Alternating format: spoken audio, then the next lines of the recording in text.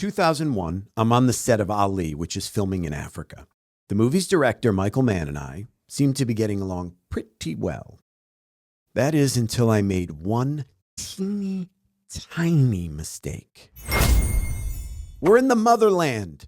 I'm on a trip to Africa, a trip of a lifetime. I really hadn't left the United States up until that point. I went to Tijuana, but that was it. And then suddenly I'm going to Africa. We're going to be in Mozambique. We're going to be in South Africa, and we're going to be in Ghana filming the movie Ali. Amazing opportunity. Now, I'm not there as a writer. I'm there to film Will's trip, and I am fully geared out. I got everything going on. I got my camera stuff, got my sound equipment. I am ready to be part of this team, and it is so exciting. I mean, just being in Africa is exciting, but being in Africa and doing a major motion picture with the great Michael Mann is like once in a lifetime stuff, and it is not lost on me. I'm loving it. I'm literally just giddy with excitement as I get on the plane to head to Mozambique. We arrive there. We start filming the movie. Everything is going great. I am there to capture Will's trip. All right. And I'm doing it for the most part. And we're doing a lot of off-camera stuff. Like I had mentioned another time, we had taken a safari. We had done all these great things. But while we're on set, I didn't know how to film because, you know, it's a movie and there's privacy stuff and all that. So do I film? Do I not film? Well, I decided to just start filming. And we're doing these big scenes that Will's character Ali is at a press conference. And it's really good. And Will is like doing his thing. And the guy who's playing Don King is there and it's all happening. So I whip out my little $2,000 camera and I start to record. And Michael Mann catches me. Now, Michael Mann, for those of you who don't know, he's an artist more so than he's a director. And he is really intense. He's from Chicago. He is a no-nonsense type of director. And he is very, very detail-oriented. This guy lived the Ali experience for years, even before they started filming. Everything was researched to a fare thee well. This dude is super director. And I'm really enjoying getting to watch him and be in his presence. And like I said, you know, we got along. He liked me. He was very nice to me.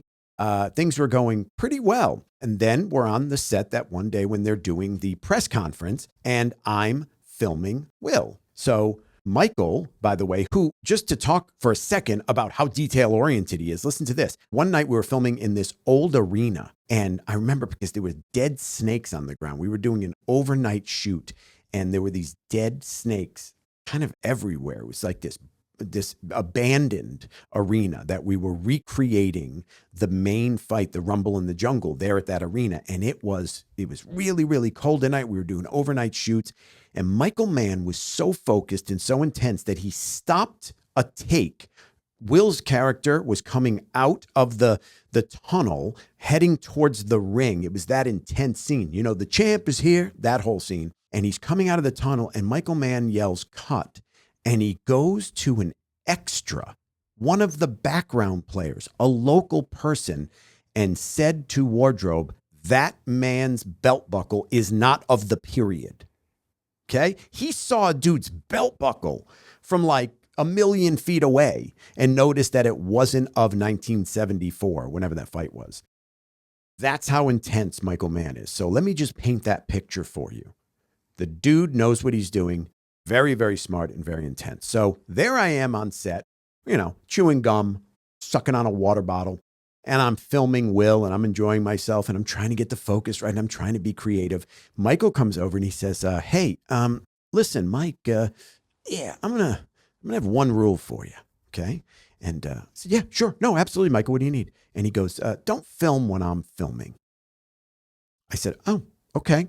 He said, "You can film before I start filming and you can film when I'm done filming. So from action to cut, you're going to shut your camera down and you're going to point it at the floor." "Yeah."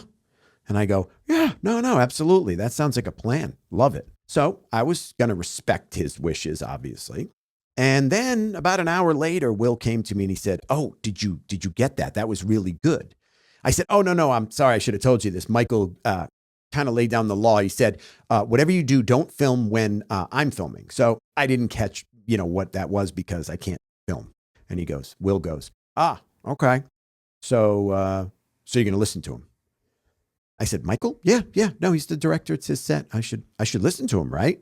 And Will, now let me explain. Will is a guy that he's a great communicator, but sometimes you just don't really know where he's coming from. And at this moment, I couldn't for the life of me figure out what he was trying to tell me. Was he sending me a signal of some kind? Because I said, "Well, I'm going to listen to Michael. That's good, right?" And he goes, "Yeah, no, definitely. I think that's good. But, I said, "But what?" I mean, no, do what you do, bro. I said, "Okay, so do what I do, but don't film when he's filming." I mean, that's really up to you. Okay, so you're giving me a choice so I can disobey Michael Mann. Are you going over his head? Like, what's happening here? Nah, there ain't no going over nobody's head. It's all good. It's all love. I'm more confused than when I started. So now I'm like, do I film? Do I not film? I don't know, but I want to capture cool stuff. So I'm going to do it. Michael Mann will be none the wiser, and I will film when Michael is filming. I will break the rule, the one thing he asked me. So here we go. Next take. Michael Mann is on the set and he's talking to Will and I'm filming it. I'm allowed to film there, getting ready. He comes back. Now, I've watched this particular take, what I filmed, ad nauseum. I've seen it 100 times. And I promise you, Michael Mann never looked at me. He never looked at me. He never saw where I was standing. I was 40 feet behind this dude. And there were a bunch of people in between. They have a thing called Video Village where everybody watches the monitor. That was there. I was off in the corner. There's no way he saw me and he didn't communicate with somebody else who could have been watching me.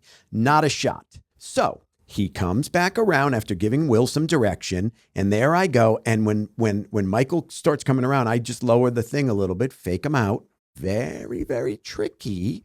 Fake him out a little bit. Michael goes back to his little spot, and I put the camera up. I'm going to be a rebel. I'm filming. I'm ready to go. He didn't see me. And Michael Mann goes, "Okay, everybody, here we go. Let's settle." AD comes out, the assistant director. "Everybody quiet. We're getting ready to roll." Michael Mann goes, "Okay, here we go. And action." And the minute he yells action, he turns around swiftly for a dude his age, really fast. Turns, does a full 180, takes a water bottle that has just enough water in it to give it some velocity, right? And throws it right at me. This water bottle ran the gauntlet. It threaded the needle perfectly, right? Over itself. I'm behind the camera, slow motion. I'm looking over. Is that really coming right at me? I better hide behind the camera. This all happens in an instant. The water bottle, and I'm not exaggerating, if there was a tool that could measure the center of that lens, that water bottle hit the center of the lens. And he said, "I told you not to film when I'm filming." And everybody on the set went like this. And I was like under a big spotlight with my camera. And I felt ridiculous. First of all, my camera lens could be broken at this point. I didn't know. He was so fast and so explosive, and it happened so quickly. I was taken aback. I didn't know what to do. Now everybody on set hates me. I look up to Will, who is in character, sitting next to the dude that played Don King, and this is their face. Like that. Everybody in the room, if they could have had one word, it would have been dick. I was a dick. Michael Mann chucked that water bottle at me, and rightfully so, because after all these years, I've grown a little wiser, and I can tell you, Mike, I forgive you for what you did to me.